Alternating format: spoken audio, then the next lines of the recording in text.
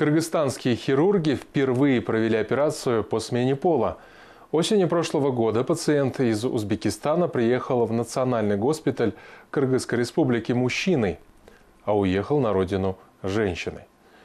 Пока кыргызская медицина внедряет инновационные методы по коррекции и смене пола, наши коллеги узнавали, насколько общество готово к таким изменениям.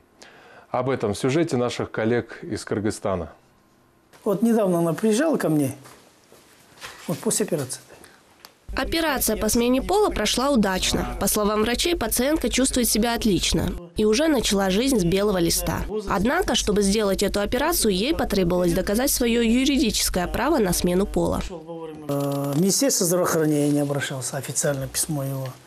С заявлением он обращался в областное управление здравоохранения, обращался в Министерство юстиции Узбекистана.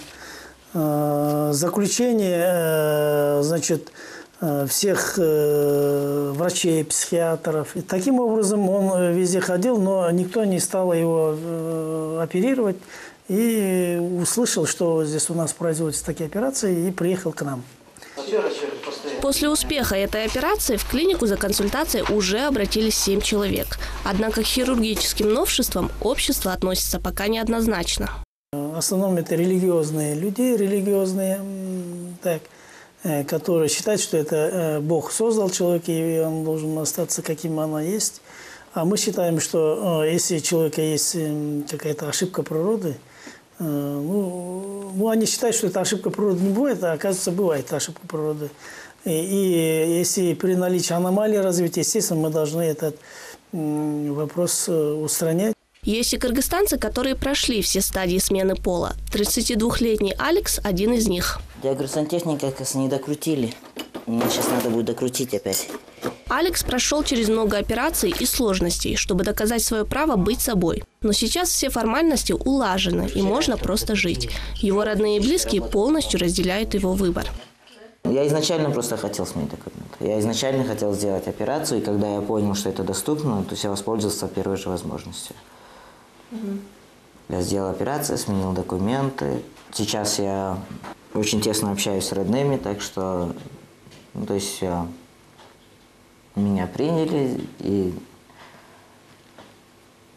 я могу сказать, что моя жизнь очень сильно изменилась. Несмотря на то, что права сексуальных меньшинств все чаще появляются на повестке дня, дискриминация по-прежнему существует в кыргызском обществе, говорят эксперты. Сегодня у нас кризис семьи традиционный происходит. И вот мы повсеместно слышим вот эти факты насилия. То отец изнасиловал маленького ребенка, то отец перерезал горло маленькому ребенку. И то есть масса вот каких-то совершенно диких, нечеловеческих вещей происходит, которые симптоматически отражают кризис семьи. Гораздо легче сегодня найти врага и сказать, вот все было бы замечательно с семьей, если бы не эти западные там идеологи, которые все разрешили, распустили, так сказать, людей в моральном отношении, и если бы не эти сексуальные меньшинства.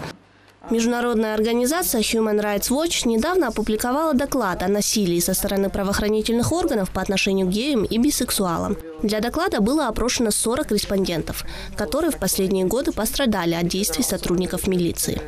Из этих 40 всего 2 человека написали заявление о том, какие были нарушения.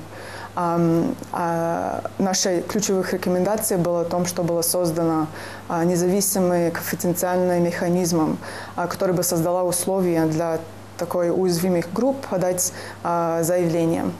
Исследователи отмечают, что во многих случаях милиция задерживает геев ради вымогательства, шантажируя раскрытием их сексуальной ориентации семье и работодателям. Дастан – один из потерпевших. Ему и его другу пришлось дать крупную взятку милиции.